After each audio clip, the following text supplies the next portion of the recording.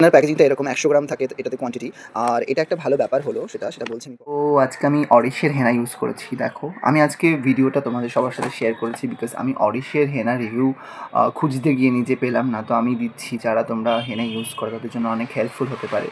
তো আমার কাছে আছে প্যাকেটটা, আমি গতকালকে কিনেছিলাম এই হেনা। প্যাকেজিংটা এরকম 100 গ্রাম থাকে এটাতে কোয়ান্টিটি। আর এটা একটা ভালো ব্যাপার হলো সেটা বলছি আমি পরে, আগে বলিনি এটার দাম কত। এটার দাম হচ্ছে, লেখা আছে প্রিন্টে এমআরপি 258। আর আমি যেই দোকান থেকে নিই, রেগুলার কেনাকাটা করি, যার কারণে আমাকে ভালো রকম ডিসকাউন্টে দিয়ে দিয়েছে ওরা। সো আমি এটা ডিসকাউন্টে পেয়েছি আরও কমে। তো যেটা বলার সেটা হচ্ছে যে এটা একটা ভালো ব্যাপার যে আগের দিন রাতে ভেজানোর কোনো দরকার নেই। সাথে সাথে জাস্ট গরম জল, এখানে লেখা আছে, ডেসক্রিপশন দেওয়া আছে হাউ টু ইউজ, আর ইন্ডিকেশন দেওয়া আছে।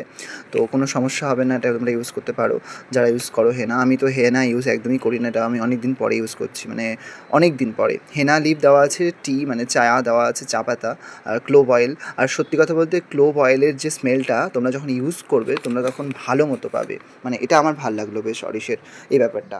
আর হেনাটা কেমন হলো রেজাল্ট সেটা তোমাদের সাথে শেয়ার করব। এটা আমি ধুয়ে ফেলবো একটু পরে, এখনও টাইম হয়নি, আধা ঘন্টা জাস্ট হয়েছে, আরও হাফ অ্যান আওয়ার লাগবে, অ্যাটলিস্ট 1 ঘন্টা রাখাটা বেটার আমার মনে হয়।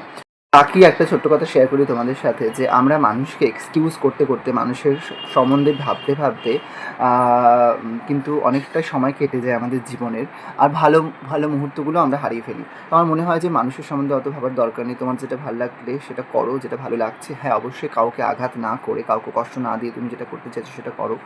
আর বিকজ আমাদের কাছে পৃথিবীতে সময় সীমিত, সময় বেরিয়ে যাবে যদি আমরা মানুষের কথা ভাবি। তো focus on your soul not society. নিজের উপরে ফোকাস করো, নিজের আত্মা যেটা চায়, যেটা ভালোবাসে সেটা করো।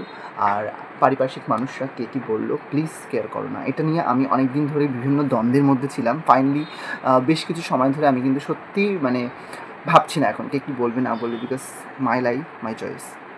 তারা